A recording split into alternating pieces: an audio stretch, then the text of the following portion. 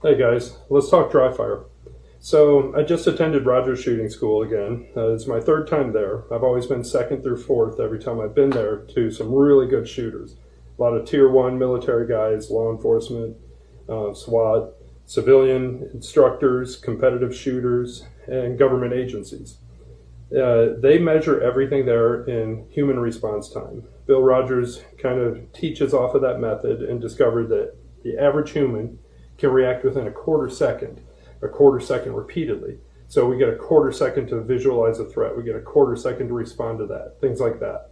So I would go there and be a little frustrated. I was always not as good as I should be or could be.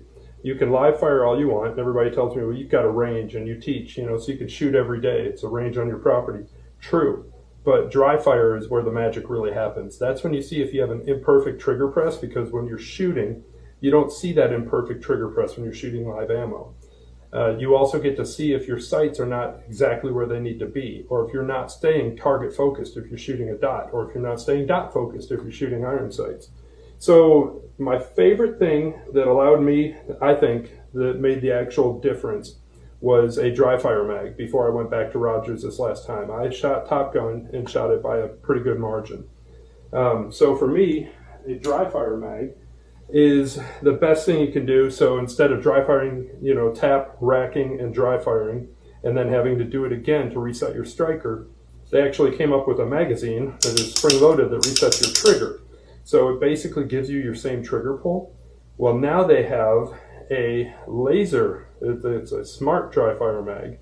And what it does is shoots a laser out. Now, if you were shooting just iron sights, I wouldn't be a big advocate for it, because you should be focusing on your front sight and not looking where the laser is striking, or you could get an IR laser, one of those that you can't see with the naked eye.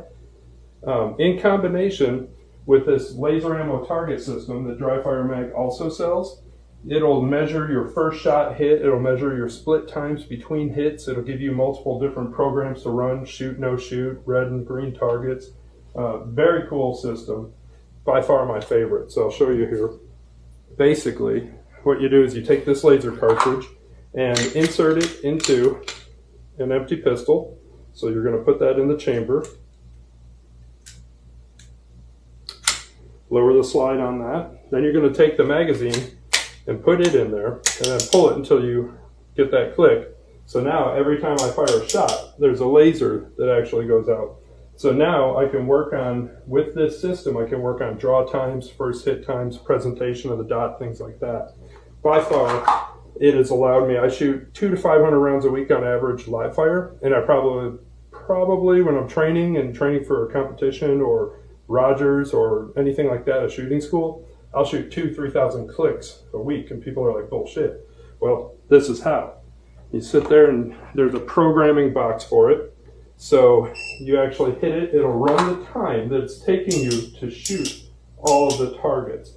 Now I'll place these in different spots around my house up on shelves, but it's actually an amazing system. So as I was talking and shooting one hand and showing, it took 2.84 seconds for my first shot. My second shot was then 0.359, and then 4.41 for the third hit. So now if I press it again and stand and be ready,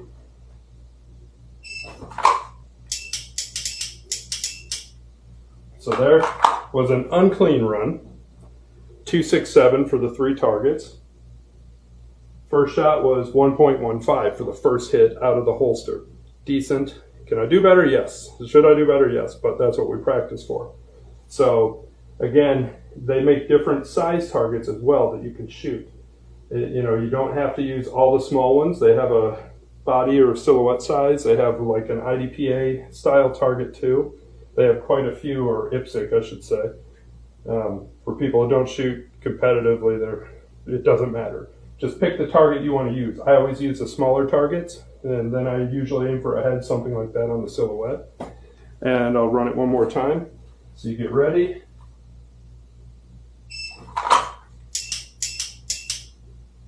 So that was a good run, and let's see what the times were.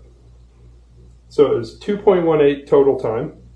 First shot on target, 1.323. Again, from a holster, from concealed, I'll take it. To me, anything on a second and a half you're going to be pretty good to go for defensive reasons, competitive shooting, anything like that for the higher level shooting. All right, then second was 0.70. So basically I was just under a half second in my second shot. We should always be, like when we go to Rogers, that's 2 human response times. 1 to see the target, and then 2 to move and shoot that target. So that's 2 quarter-second human response times. So every shot should be within a half second after that. And then the same with that. That was actually the same time too, under a half a second. So I'm good with that. Again, if you want to elevate your training, elevate your shooting skills, I don't believe in anything better than the DryFire mag. I've used these for years. I'm an absolute believer in it. The family that runs the company is a great family. And I did not get these free, so this is my opinion. This is gear that I use almost daily to practice and train with. I think this is what you need. So again, go to dryfiremag.com and make sure you get that. If you're here in the area and you want lessons, go to shootwithnate.com to reach me, or go to nomadtac.com as well, either or. Thank you.